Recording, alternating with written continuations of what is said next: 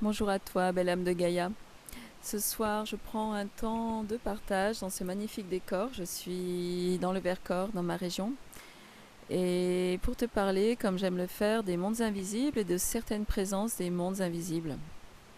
Alors ce soir, en lien avec la sortie que je vais accompagner ce week-end, je vais vous parler des grandes fées, puisque nous allons rencontrer plusieurs grandes fées lors de ce parcours, de cette sortie initiatique du mois de juin.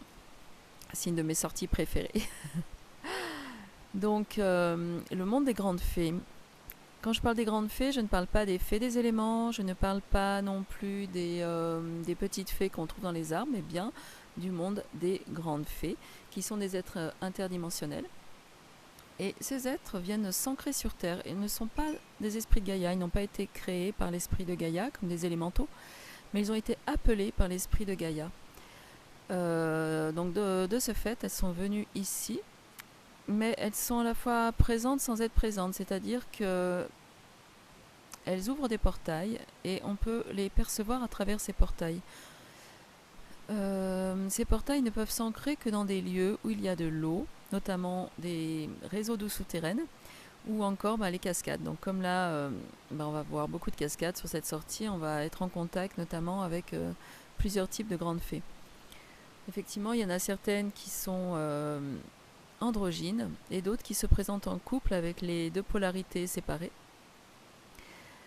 Et donc on peut interférer avec elles à travers ce portail, quand on est en contact avec cette sorte de bulle ou portail dont on peut sentir vraiment d'ailleurs les vibrations ou les parois, si je puis dire.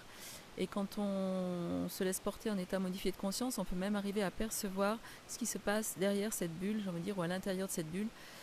Bon, pour ceux qui ont le plus de facilité au niveau de la clairvision. Donc ces grandes fées sont là, leur rôle c'est d'augmenter les fréquences de la Terre, d'apporter des hautes énergies de lumière, d'énergie de la source en fait, divine, puisqu'elles sont très hautes en fréquence. Elles sont sur des fréquences de 11e, 13e, 15e dimension, donc c'est vraiment des hautes fréquences. On peut les apercevoir comme des êtres très longs et lumineux, assez hauts, ils font bien 2 mètres de hauteur. Et quand on est en présence avec elles, on a nos corps énergétiques qui augmentent énormément et on a des vibrations au niveau du 3e œil, du chakra coronal. C'est vraiment très fort. Donc leur rôle principal, c'est d'ancrer ces lumières pour Gaïa, pour le plan d'ascension de Gaïa, pour l'augmentation des fréquences de Gaïa, mais aussi pour l'aider à transmuter certains types d'énergie, visiblement, de ce que j'ai pu comprendre de cette conversation que j'ai eue avec elle par télépathie. Et donc elles peuvent aussi nous aider, nous aussi. Elles peuvent être aussi en interférence avec nous, avec beaucoup de joie et d'ouverture et de subtilité pour les êtres humains qui ont envie de s'ouvrir à cela. Et elles vont notamment travailler sur les polarités. C'est un de leurs travails, surtout les fées qui se présentent sous forme de couple. Elles m'ont expliqué qu'elles allaient aider à équilibrer ces deux polarités dans leur lumière, dans les aspects très élevés, et surtout pour tous ceux qui sont en parcours flamme jumelle, c'est-à-dire qui ont eu leur âme qui a été séparée à une époque très lointaine en deux polarités, et qui souffrent donc souvent d'une blessure de séparation qui peut être vraiment parfois très prégnante et très lourde. Elles vont aider à alléger cela et à la guérir. Moi je sais qu'elles m'ont beaucoup aidé sur ce sujet, donc je les remercie énormément. Donc ça c'est la première chose, mais elles vont aussi nous aider sur le plan de l'ascension de la Terre, c'est-à-dire à augmenter nos fréquences, les vibrations de notre aura. C'est vrai quand on est avec elles en présence, nos plans de fréquence, notre aura va augmenter très fortement, ça peut nous donner des vertiges. Il faut un petit temps avant que ça redescende, avant qu'on intègre. On ne va pas revenir au plan où on était avant, on va vraiment au fur et à mesure des rencontres avec elles monter en fréquence.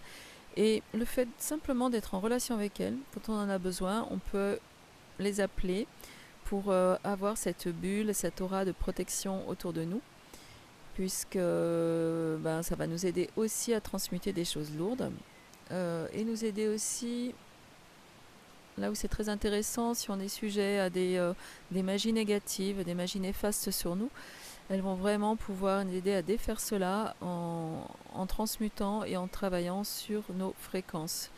Vous savez que plus on est haut en fréquence, plus on est haut en énergie, moins on est atteint par tout ce qui est négatif.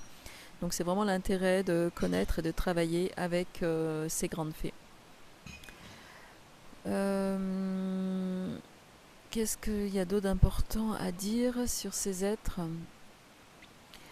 Moi, lorsque je travaille avec elles, lorsque je m'approche d'elles, j'utilise beaucoup les carillons, parce que ça nous fait changer d'état de fréquence et ça nous permet un contact qui est plus facile. Et ensuite, c'est un travail énergétique par un appel avec elles. Et ça, j'enseigne tout ça dans le cycle des gardiens de la Terre. Et voilà, si tu veux en savoir plus sur tous ces êtres du monde invisible, des mondes du milieu, je t'invite à regarder toutes mes autres vidéos, je partage assez régulièrement. Dans la playlist des mondes invisibles, j'ai déjà partagé sur les trolls, les licornes, les dragons, etc., beaucoup d'autres êtres. Donc sois curieux, va écouter. Et tu peux aussi demander l'accès à mes vidéos qui sont cette fois, j'ai envie de dire, pour ceux qui veulent aller plus loin, qui veulent apprendre à communiquer avec les lieux sacrés, avec les mondes invisibles. Ça, c'est un programme Gardien de la Terre. Et ensuite, venir sur le terrain pour apprendre sur le terrain à communiquer avec ces êtres, à en recevoir les belles énergies. Et la prochaine session sera au mois d'octobre, courant octobre, mi-octobre. Alors, si tu es intéressé, fais-le-moi savoir. Je mettrai quelques explications dans la barre de description sous la vidéo pour que tu en saches plus. Et ben voilà, moi j'ai terminé pour ce soir. Je vais me préparer à ce magnifique week-end féerique et elfique aussi qui m'attend. Voilà, je suis vraiment très contente de ça. Et moi je te dis à une prochaine bientôt pour notamment les guidances pleine lune ou nouvelle lune qui arrivent pour la prochaine. Voilà, à très vite.